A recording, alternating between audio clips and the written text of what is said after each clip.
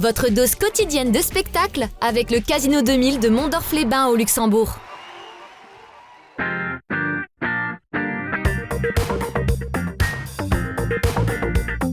What is a bus? What is a Guatemala? What is a bus? What is a Guatemala? Bonjour à toutes et à tous, je suis très heureuse d'ouvrir avec vous cette nouvelle boîte à Malice, dans laquelle il sera question de théâtre aujourd'hui, avec un très beau festival, les RTT, Rencontres du théâtre de témoignage, dont la deuxième édition aura lieu du 7 au 9 novembre à Metz. 8 spectacles sont programmés à l'Agora pour une invitation poétique et engagée. Nous allons le voir dans quelques minutes avec sa directrice artistique Marie-Pierre Mazzarini. Mais tout de suite, l'actualité, c'est la sortie du nouveau film de l'actrice et dans le cas présent réalisatrice Afzia Herzi. Elle adapte le roman de Fatima Das, La Petite Dernière. On y retrouve Fatima, 17 ans, qui vit en banlieue avec sa mère et ses sœurs. Une jeune fille en pleine émancipation qui va se mettre à questionner son identité. Comment concilier la foi et le désir? Telle est l'une des questions posées par ce film sensible et pudique à l'image d'Afzia Herzi, qui a eu la gentillesse de répondre à mes questions lors de sa venue au Club de Metz. Salam tout le monde. Salam ma fille. Ça va Yéma? Ça va. Fatima, t'as les mains dégueulasses. On travaille depuis tout à l'heure, tu sers à rien. Tu vas faire comment plus tard avec ton mari? On sera pas là. Quel mari qui va vouloir l'épouser? Elle a zéro féminité, regarde. Comme ça. Lui alors? Don't feel like me now. Going way down south. Won't try to explain now. I'm by myself. Afzia Herzi, bonjour. Bonjour. Merci beaucoup de m'accorder cet entretien. Vous allez présenter ce soir au Club de Metz votre 3e film, La Petite Dernière, adaptation du roman de Fatima Das. Première question, quelle émotion vous avez ressentie en lisant son livre? Ça a été un choc émotionnel? Ça a été beaucoup d'émotions. J'ai été tout de suite bouleversée par l'histoire, le personnage, la manière dont le roman était écrit. Et non, j'ai eu vraiment un coup de cœur pour le personnage en premier. Oui, le personnage. Et ensuite, c'était cette histoire donc, de cette jeune femme qui a du mal à faire cohabiter en fait, son homosexualité avec la religion. En fait, c'est la religion, la question de l'identité de la religion, les questions d'islam et d'homosexualité. Mais plein de questions. Enfin, pour moi, vraiment, le livre parlait de plusieurs sujets. Et le personnage, pour moi, était traversé de beaucoup d'émotions. Oui, elle est mal dans sa peau, ça parle d'homosexualité, de religion, mais pas que. Ça parle d'émancipation, du rapport à la famille, du rapport à la mère, du rapport avec soi-même, de beaucoup de choses. Enfin, c'était assez pudique dans l'écriture, mais très riche en profondeur. Moi, quand j'accepte et que j'écris le scénario et tout le reste, je sais dans quoi je m'engage en tout cas. Et je sais ce que j'ai envie de défendre, de raconter. Et c'est surtout, comme je disais, c'est un personnage qu'on n'a jamais vu au cinéma. Et c'est bien aussi de mettre la lumière sur ces personnes-là. À partir de là, quand vous avez décidé de l'adapter, comment ça se passe avec Fatima Das? Il y a des rencontres, des échanges, elle vous laisse champ libre justement? Alors, il y a un premier rendez-vous en Zoom, je me souviens. Ça a été quand j'ai dit que ça pouvait m'intéresser. Et ensuite, on s'est rencontrés pour de vrai. Et non, ça a tout de suite matché. Ouais. Ça a tout de suite matché. On a très vite sympathisé, on a rigolé, on s'est trouvé des points en commun. Et d'ailleurs, moi-même, dans le roman, il y a j'ai trouvé des points en commun avec le personnage, avec son univers familial et plein d'autres choses. Mais non, ça a tout de suite matché, non, très vite. Moi, ma condition, c'était quand même d'avoir vraiment ma totale liberté sur l'adaptation et qu'on me fasse confiance. Mais pour ça, vous la laissez? Oui, c'est ça. Enfin, ça n'a pas été la question, quoi. Ouais. Elle m'a dit tout de suite, elle avait vu mon travail en tant que réalisatrice, qu'elle aimait bien mes films et que voilà, elle me faisait confiance. Elle venait sur les tournages un peu ou pas Alors, je l'ai invitée, oui. Elle est venue, je pense, 2-3 fois. 2-3 fois, oui. Comment t'as su que tu préférais les femmes? Je suis tombée amoureuse, en fait, d'une de mes copines au lycée. Banal. Toi, tu sais pas encore. fait, j'ai une très bonne amie à moi qui est musulmane. Elle s'est rendue compte qu'elle était attirée par les femmes. L'homosexualité est quelque chose de prohibé. L'instinct de l'homme, c'est d'être attiré par les femmes, et l'instinct des femmes, c'est d'être attiré par les hommes. C'est un film qui est forcément porté par une héroïne centrale, exceptionnelle, qui a été recrutée sur casting sauvage. Oui. Là également, comment ça s'est passé quand vous vous êtes rencontrés? Ça a matché aussi entre vous? Ça a matché, oui, tout de suite, bien sûr. Ouais, sinon, ça aurait été compliqué de faire le film. Mais oui, ça a matché humainement. Ça a matché humainement et la rencontre s'est faite après plusieurs semaines. Donc ça a été sur photo d'abord. Après, il y a eu pas vraiment un casting de jeu, ça a été une rencontre où ma directrice de casting pose des questions un petit peu aux uns, aux autres personnes que j'ai sélectionnées. Et après, il y a une troisième étape où je leur demande de jouer des situations et après, voilà, je rencontre ceux ou celles qui m'intéressent. Et non, ça, ouais, pareil, comme avec Fatima, ça a été très simple. Ouais, elle n'avait donc jamais joué. Est-ce que vous avez eu besoin de la diriger de manière très précise? Comment ça se passe? Est-ce que vous laissez champ libre un peu à vos acteurs ou au contraire, est-ce que c'est très millimétré, travaillé? C'est très travaillé, beaucoup de répétitions. Donc j'ai demandé à commencer le casting pendant que j'étais en écriture, donc j'étais à ma troisième version. Je savais que j'avais encore du travail de scénario, mais assez régulièrement. Donc ça a été vraiment un travail de répétition, mais tranquille, quoi, sans stress. Vraiment tranquillement, apprendre à faire connaissance, à passer des moments ensemble, aussi à créer un rapport de confiance, c'est important. C'est vrai qu'on sent, alors vous le dites, c'est très très travaillé, pour autant le rendu, il est très naturel, quelque chose du réalisme naturaliste, un petit peu comme ça dans votre manière de filmer. Alors on a dû vous le dire souvent, on le ressent en regardant l'image, on pense à Abdelatif Kechiche, avec ses gros plans, avec... Je pense aussi à ces moments de scènes sensuelles où elles s'embrassent, etc. Il a vraiment été pour vous une inspiration? C'est vrai qu'on me dit souvent ça, mais moi je trouve que c'est très différent. Ouais. C'est très différent. Après, moi j'avais peur.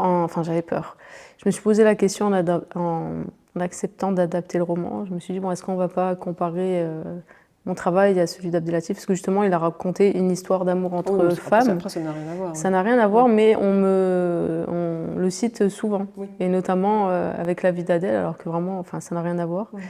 Je pense que le point en commun, c'est ça. Après, oui, j'ai commencé avec lui. C'est pas vraiment, une source d'inspiration. C'est quelqu'un qui, bien sûr que j'adore ses films, son travail, mais ça a été, la première personne qui m'a encouragée en tout cas, à écrire des scénarios.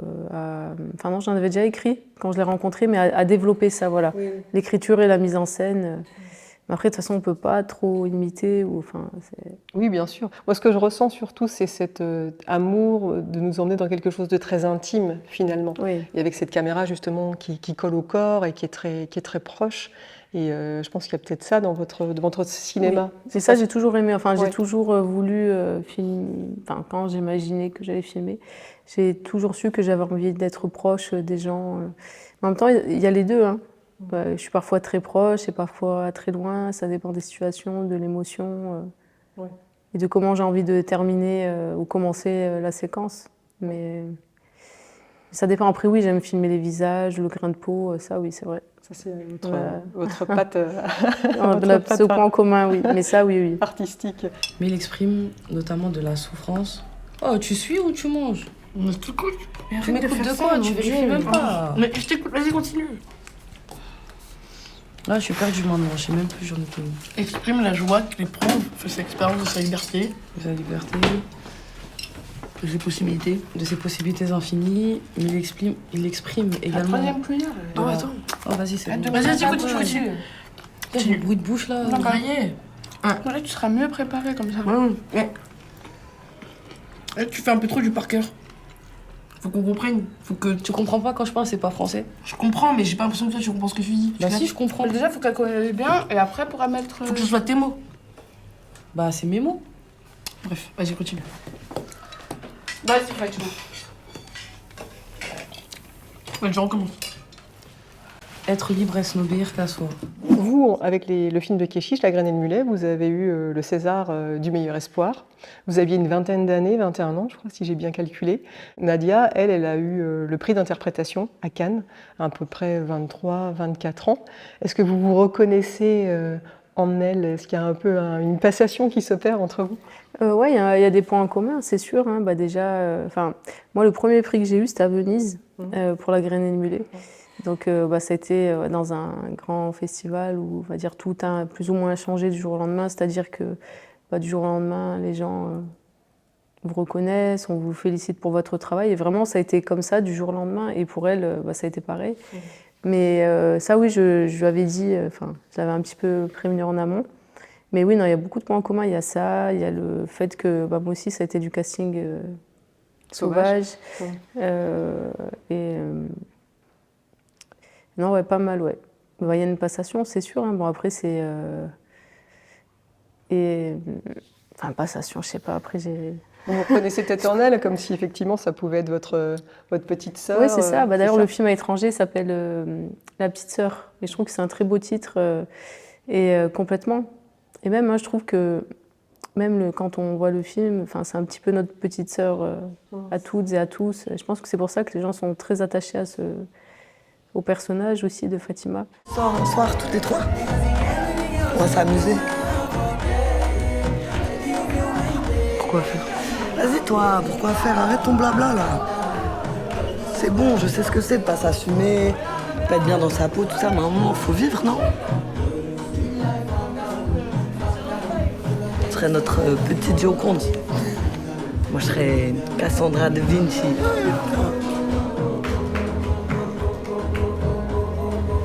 C'est quoi, un cœur brisé, c'est quoi? Moi, je te le recoue ton cœur, moi. Tu dis que de la merde. Je suis bourrée. Cette question de l'homosexualité et de pouvoir la vivre librement, c'est hyper important. Il y a un engagement qui est fort. Alors là, effectivement, se rajoute à ça le fait qu'elle soit musulmane, algérienne, musulmane, pratiquante. Et je crois que vous avez beaucoup aussi enquêté. Vous êtes sortis dans les bars. Pour être au plus proche de la vérité, surtout. J'ai vraiment... le scénario était écrit, mais après, j'avais besoin d'aller sur place pour voir de mes yeux un petit peu comment ça se passait dans la réalité. Et j'ai fait comme si c'était moi qui allais jouer le rôle. Et je le fais d'ailleurs avec, à chaque fois que j'ai en tout cas un rôle qui s'y prête. J'aime bien observer, ça fait partie du travail de préparation, c'est important. C'est vrai qu'on ressent énormément la souffrance qui est traversée par Fatima dans le film. D'ailleurs, dès le début du film, elle est insultée, traitée de lesbienne, elle ne l'assume pas du tout. Il y a une vraie violence qui est là. Et elle aborde les choses à la fois avec colère, elle est très taiseuse aussi, elle est pleine de nuances. C'est difficile, après pour elle est au lycée, elle a 17 ans. Je ne pense pas qu'elle se cherche parce qu'elle sait très bien qui elle est. C'est juste qu'elle a du mal et c'est normal. Ouais. C'est normal et en tout cas dans tous les témoignages que j'ai pu recueillir durant ma petite enquête, je trouvais qu'il n'y avait pas d'âge pour être pas bien intérieurement par rapport à sa sexualité. Pour moi, c'est la nature, c'est sa nature et elle a du mal avec ça. Oui, parce que malheureusement, c'est pas toléré par certains. Elle sait que c'est pas toléré, que ça va être compliqué. Il y en a qui l'assument très bien au lycée, son camarade par exemple. Mais elle a du mal parce qu'elle voit, entre parenthèses, ce que j'ai voulu raconter avec cette séquence, c'est qu'il y a toute cette violence parce qu'elle ne supporte pas de voir ce qu'elle est aussi. Donc, et il y a aussi ce rapport qui est compliqué avec ses sœurs et sa mère où on sent qu'elle aura envie de pouvoir parler avec elle, mais que ça reste compliqué, quoi. Alors, je ne sais pas si elle a envie de parler. En tout cas, quand sa mère lui propose de parler, en tout cas, lui tend une perche, elle a du mal. Elle a du mal parce que, en tout cas, moi, dans ce que j'ai voulu raconter, c'est que pour moi, sa mère lui dit clairement, tu peux me parler, lui parler de ça, de ce secret. Et c'est difficile pour elle. C'est difficile pour elle. Est-ce qu'elle lui dira ou pas? On ne sait pas. Oh, j'adore, t'es toute timide. C'est quoi, un cœur brisé, c'est quoi? Moi, je te le recoue ton cœur, moi. Je sais ce que c'est de pas s'assumer, pas être bien dans sa peau, tout ça, mais à un moment, faut vivre, hein.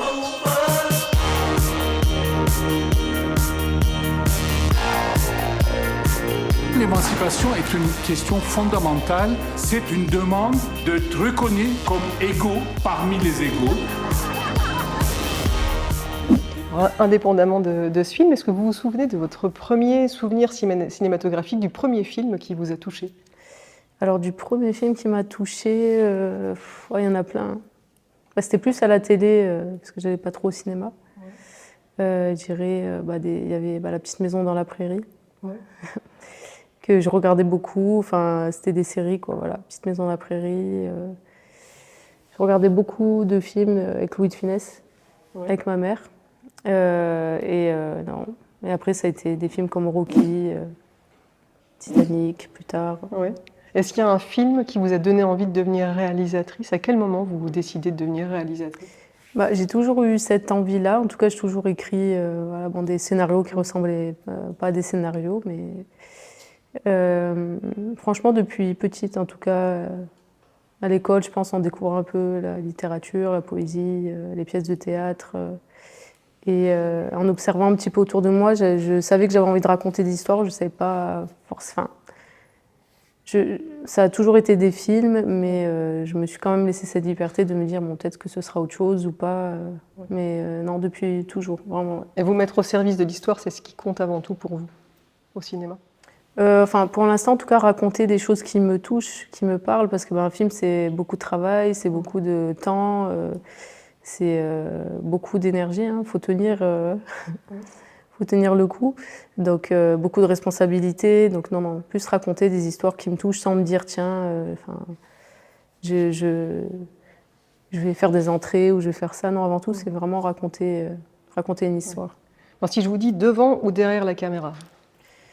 Ça dépend. Devant, ça dépend avec qui. Mais non, j'aime les deux. Après, c'est les deux, c'est une passion. Mais c'est sûr que maintenant, avec l'âge, avec le métier de réalisatrice à côté, je faisais déjà attention à ce que je choisissais, mais là encore plus, quoi. Vu que j'ai des projets, que écrire, ça prend beaucoup de temps aussi. Donc, j'ai pas envie de me perdre dans un projet pas très intéressant, qui du coup me retarderait pour l'écriture. Si je vous dis Marseille ou Nancy? Marseille. Obligatoirement? Ah oui, Marseille, oui. Il y a certaines scènes qui ont été tournées à Nancy. Oui. Qu'est-ce qu'elle représente, cette ville, pour vous? J'y habite, je suis pas loin de Nancy, donc c'est vraiment une question de logistique pour moi.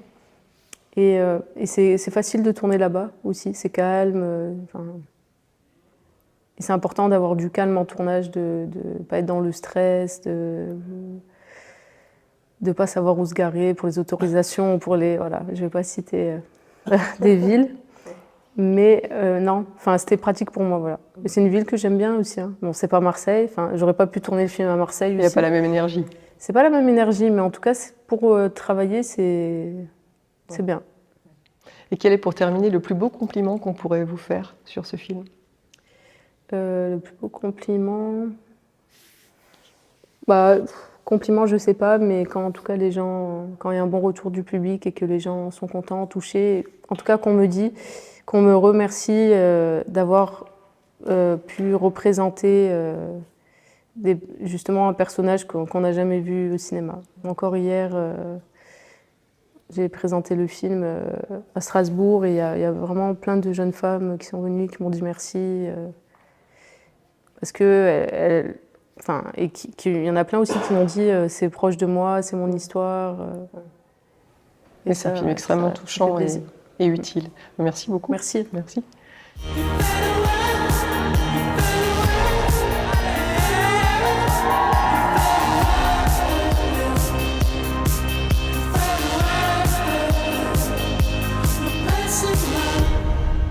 Et un grand merci à toute l'équipe du Club et du Mercure Grand Hôtel pour son accueil. Il ne vous reste plus maintenant qu'à courir au Club, justement, ou dans toutes les bonnes salles de cinéma pour découvrir ce très joli film.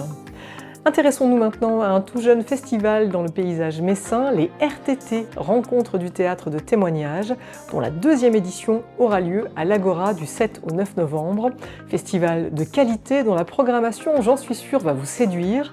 Marie-Pierre Mazzarini, directrice artistique de l'événement, détaille le programme.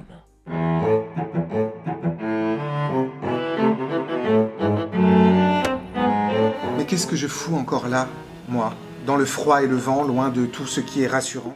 RTT, c'est un jeune festival de théâtre, mais un théâtre particulier puisqu'il met à l'honneur le témoignage. C'est l'unique festival de théâtre de témoignage en France. C'est 8 spectacles cette année, des compagnies qui viennent de Metz, de Nancy, mais aussi de Belgique, de Montpellier, du Marais Poitevin. Et toutes ces compagnies, tous ces artistes se sont emparés de la parole qui leur a été confiée pour en faire un spectacle. Mais il n'y avait pas de violence de gilets jaunes contre la police à part sur les ronds-points. La première fois au premier coup, la première fois, première insulte. Il y a Rouge Pute, qui est un texte de Perrine Lequerec, qui a été en résidence dans un foyer d'hébergement de femmes battues. Et elle a recueilli le témoignage de ces femmes et elle en a fait un recueil alors qui est poétisé parce que évidemment on est dans de l'artistique, donc ça passe par un geste artistique. Et ce texte, Perrine Morin de la compagnie Les Patries Imaginaires s'en est emparée et on a fait un spectacle concert théâtral où donc on entend les témoignages de femmes battues à travers une comédienne. Si je ne me souviens d'aucun bon moment, le jour et l'heure où je suis partie, ça je m'en souviens parfaitement. Par exemple aussi, nous programmons cette année le spectacle Nous les fous de la compagnie Le Chant de la Carpe qui vient du Marais Poitevin.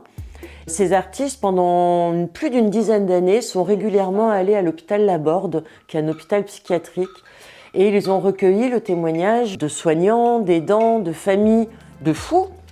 On a le droit de le dire là-bas, c'est pour ça que je le dis. Et ils nous proposent un état des lieux un peu de la psychiatrie en France à travers le témoignage de personnes concernées. En tout cas, je dissocie votre présence ici d'une quelconque légitimité à venir me faire perdre du temps dans mon service avec votre wokisme de merde. Foutez-moi le camp! Il y a 3 temps forts. Il y a le vendredi, premier jour du festival, inauguration, et ensuite 2 spectacles qui vont nous parler des aidants, de la santé, du métier d'éducateur. Le lendemain, on est dans une journée où on va parler de militantisme, d'activisme, de colère, et aussi de l'autre côté de force de police, de répression et tout, avec une carte blanche au Prime Sautier Théâtre qui vient de Montpellier avec 2 très beaux spectacles et Force Bleue ensuite en soirée. J'ai moi aussi intégré un corps collectif au sein de la LDH à l'Observatoire des libertés publiques parisien. Nous observons quand nous le pouvons le maintien de l'ordre à Paris et ses effets sur les corps. Je sais que la police n'aime pas être filmée. Et je la filme beaucoup. Et le 3e temps fort, c'est le dimanche avec la journée Les Méduses, qui est une journée complètement consacrée aux droits des femmes et à l'égalité des genres. Alors avec une chorale féministe, une rencontre littéraire de la librairie Autour du Monde, un film, Les Méduses, que j'ai réalisé avec nos tribus productions, témoignages de femmes messines du quartier de Patrotte, et 2 spectacles coup de poing, Passante de la compagnie L'Alérion, puis Rouge Pute de la compagnie Les Patries Imaginaires. La 3e fois que je me suis fait agresser. J'avais 18 ans, ils ont quoi, la quarantaine? J'avais 15 ans, ils devaient avoir 30 ans. J'ai été slut-shamée dès l'âge de 11 ans. J'avais une robe, on m'a klaxonné pour me demander combien c'était. Un jour, je me suis fait cracher dessus. Il s'est collé à moi.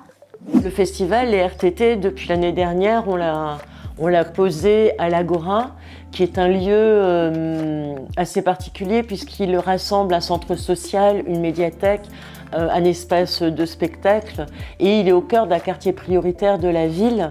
Et c'était important pour nous d'être là parce que Ok, il y a le temps fort du festival pendant 3 jours, mais il y a tout un travail qu'on mène tout au long de l'année avec les habitants et les habitantes, avec les associations. Et c'est vraiment très important pour nous d'être là et d'être en partenariat avec l'Agora. Et il y a un des deux qui me met la main aux fesses. Et a mis sa main sur mon cul. En fait, j'ai les mêmes droits que tous les autres. Mais ce que je sais de mon grand-père et de mon père, c'est que leurs corps sont marqués par ce qu'ils ont fait.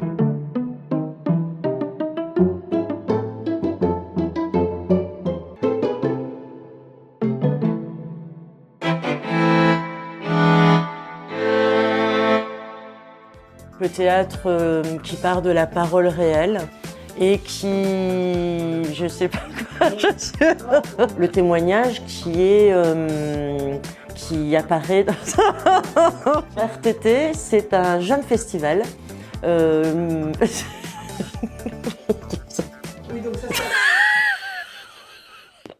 Les RTT, un festival qui a du cœur et de l'humour aussi. Je vous invite vivement à réserver vos places pour découvrir des créations originales, surprenantes et engagées qui invitent à voir le monde autrement et surtout à l'appréhender avec davantage d'humanité. Et voilà, c'est tout pour aujourd'hui, mais bien sûr, on se retrouve la semaine prochaine, sans faute, pour un nouveau plein de culture. D'ici là, portez-vous bien et émerveillez-vous. Allez, bye bye.